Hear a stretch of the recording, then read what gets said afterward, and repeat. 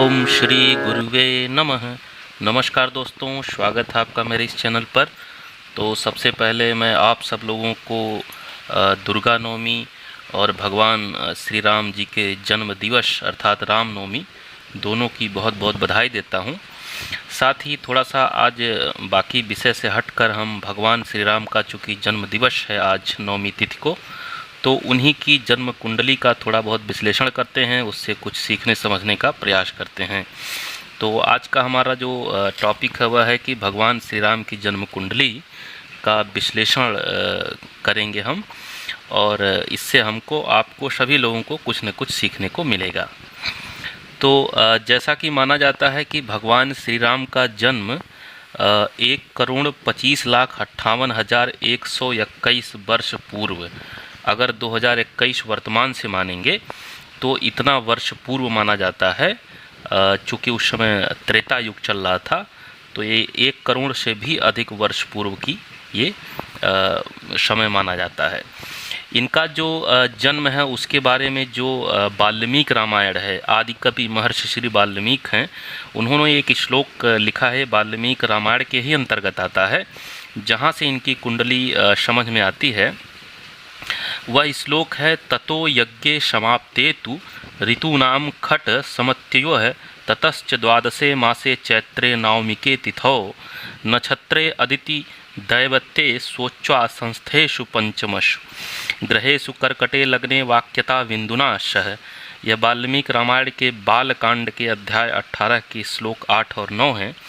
इसका अर्थ होता है कि अश्वमेध यज्ञ के समाप्त होने पर 6 ऋतुएं अर्थात 1 वर्ष बीतने पर 12वें चैत्र महीने में नवमी तिथि को जिस समय पुनर्वसु नक्षत्र था, 5 ग्रह यानी कि रवि, मंगल, शनि, बृहस्पति, शुक्र ग्रह अपने उच्च स्थान में थे, एवं बृहस्पति चंद्रमा के साथ होकर कर्क लग्न में बैठा था। उस समय कौशल्या ने अलौकिक लक्षणों से युक्त श्री रामचंद्र ऐसे पुत्र को प्रसव किया। तो इस श्लोक से इनकी कुंडली के बारे में जानकारी मिलती है कि इनका जो लग्न है वो कर्क लग्न है, और वहाँ बृहस्पति मौजूद हैं कर्क लग्न में, साथ ही चंद्रमा हैं, यानी चंद्रमा स्वग्रही हैं और बृहस्पति यहाँ लग्न में उच्च के हैं, और साथ ही कुंडली में 5 ग्रह उच्च स्थान में बैठे हैं। हालांकि इस श्लोक में बुध और राहु केतु की स्थिति का पता नहीं चलता है, परंतु जो आधुनिक ज्योतिष विज्ञान के लोग हैं, विद्वान लोग हैं, उन्होंने सर्वसम्मति से बुध को एकादश भाव में अर्थात वृष राशि गति, यानी वृष राशि जो होती है शुक्र की राशि होती है, तो उनके मित्र राशि में माना है। साथ ही राहु को कन्या में माना है और केतु को मीन में माना है। तो राहु कन्या में स्वग्रही भी कहे जाते हैं, इसी तरह केतु को मीन में भी स्वग्रही कहा जाता है। हालांकि दक्षिण भारत के कुछ विद्वान राहु को धनु राशिगत और केतु को मिथुन राशिगत मानते हैं, यानी कि भगवान श्री राम की कुंडली में खष्ट भाव में और द्वादश भाव में मानते हैं। तो दोनों तरीके से हम आज समझेंगे और देखेंगे कौन सा ज़्यादा सटीक लगता है भगवान श्री राम के जीवन से। इसके अलावा 5 ग्रह परमोच्च माने गए हैं, जो कि प्रत्यक्ष सम्राट योग है और अपरिमितायु योग भी है, यानी कि 1000 वर्ष से अधिक आयु का योग। जब बृहस्पति उच्च के हों कर्क में, साथ ही शनि चतुर्थ भाव में उच्च हो, मंगल सप्तम में उच्च के हों, तो अपरिमितायु योग माना जाता है। ऐसे व्यक्ति की आयु 1000 वर्ष से भी ज़्यादा मानी जाती है। हालांकि ऐसी कुंडली आज के समय में किसी का होना बड़ा असंभव सा प्रतीत होता है, लेकिन चूँकि भगवान श्री राम ईश्वर के अवतार माने जाते हैं, तो निश्चित रूप से ग्रह नक्षत्रों की ऐसी स्थिति हो सकती है उनके अवतार लेने के लिए। चूँकि अवतार लाखों करोड़ों वर्षों में एक बार होते हैं, तो लाखों करोड़ों वर्षों में ऐसी ग्रहों की स्थिति कभी बनी होगी जब भगवान श्री राम ने अवतार लिया ऐसे समय को चुनकर। तो भगवान श्री राम को भगवान माना जाता है, लेकिन चूंकि जब धरती पर आए हैं तो यहाँ के जो नियम हैं, ग्रह नक्षत्रों की स्थितियाँ हैं, उसके अनुसार ही उनको प्रारब्ध भी अपना झेलना पड़ेगा।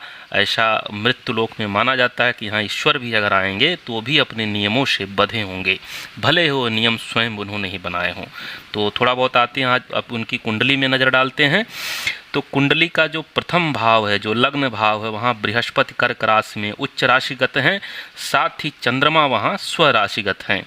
दूसरे जो ग्रह चतुर्थ भाव में शनि हैं वो भी उच्चस्थ हैं।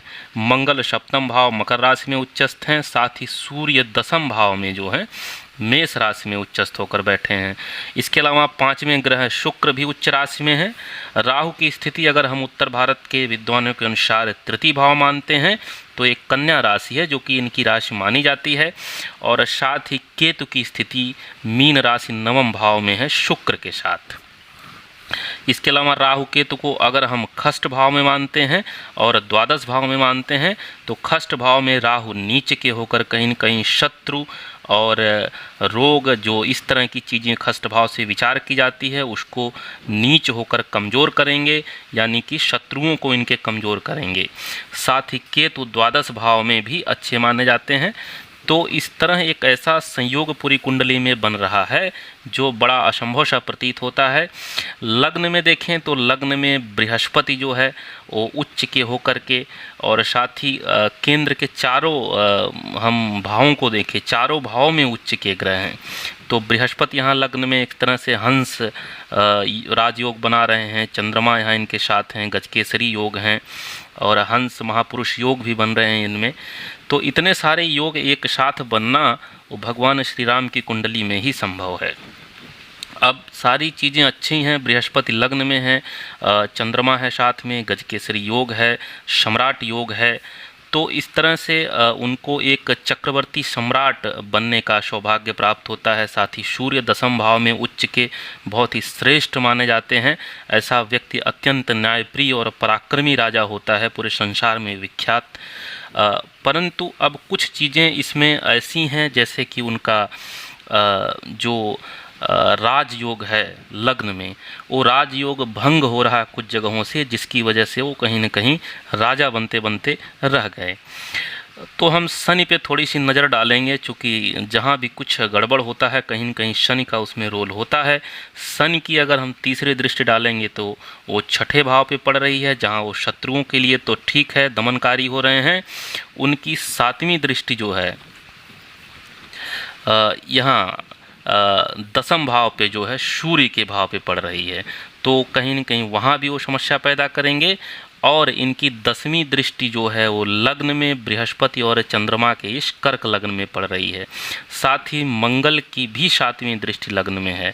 तो दोनों ही क्रूर ग्रहों की दृष्टि कर्क लग्न, जो कि एक सौम्य लग्न मानी जाती है, साथ ही यहाँ दोनों ही एक तरह से पुण्य ग्रह हैं, जो बृहस्पति हैं, चंद्रमा हैं, दोनों ही सौम्य ग्रह हैं। तो जो राजयोग निर्मित हो रहा था लग्न में, कहीं न कहीं उसको भंग कर रहे हैं मंगल और शनि दोनों ही। दूसरा, जो दाम्पत्य जीवन में समस्याएं आई, बार बार अलगाव हुआ पत्नी से, या पत्नी के कारण दारुण दुख उनको सहना पड़ा, तो एक चीज़ तो ये लग्न में नज़र आती है कि उच्चस्थ मंगल जो हैं एक तो प्रबल मांगलिक योग निर्मित कर रहे हैं, यानी कि श्री राम भगवान जो हैं वो एक तरह से प्रबल मांगलिक योग में उनका जन्म हुआ था। तो एक तो प्रथम समस्या ये नज़र आती है, मांगलिक योग खासकर सप्तम भाव में हो तो वैवाहिक जीवन निश्चित रूप से प्रभावित रहता है। दूसरा, हम अगर राहु केतु की थोड़ी सी स्थिति पर नज़र डालें तो चूँकि विवाह का जो कारक भाव है, कारक भाव जो विवाह का सप्तम है, और इसके जो कारक ग्रह शुक्र माने जाते हैं, जैसा कि बृहस्पति विवाह कराते हैं और शुक्र विवाह दाम्पत्य जीवन के कारक ग्रह होते हैं। तो शुक्र मीन राशि में उच्च के हैं नवम भाव में, परंतु इनके साथ केतु विराजमान है, और साथ ही राहु की यहाँ दृष्टि भी है, जो कि इनके दाम्पत्य जीवन को समस्याग्रस्त करती है या किसी न किसी तरह की समस्या देती रहती है। इसके अलावा अगर राहु केतु को हम खष्ट और द्वादश भाव में मानते हैं तो भी राहु खष्ट भाव में यहाँ नीच होकर इनके शत्रुओं को इनसे कमज़ोर करते हैं, इनको विजय दिलाते हैं। तो ये श्री राम चंद्र की जो जन्म कुंडली है, तमाम अच्छे योगों के बाद भी कुछ ऐसे इसमें योग हैं जो इनके राजयोग को भंग कर रहे हैं, साथ इनके दाम्पत्य जीवन में समस्या कर रहे हैं, और बाकी बहुत सारे ऐसे असंभव से योग बने हैं जो शायद लाखों करोड़ों वर्षों में कभी कभी बनते हैं। तो आज के लिए इतना ही। आप सबको एक बार फिर से रामनवमी, दुर्गा नवमी की बहुत बहुत बधाई। धन्यवाद, नमस्कार।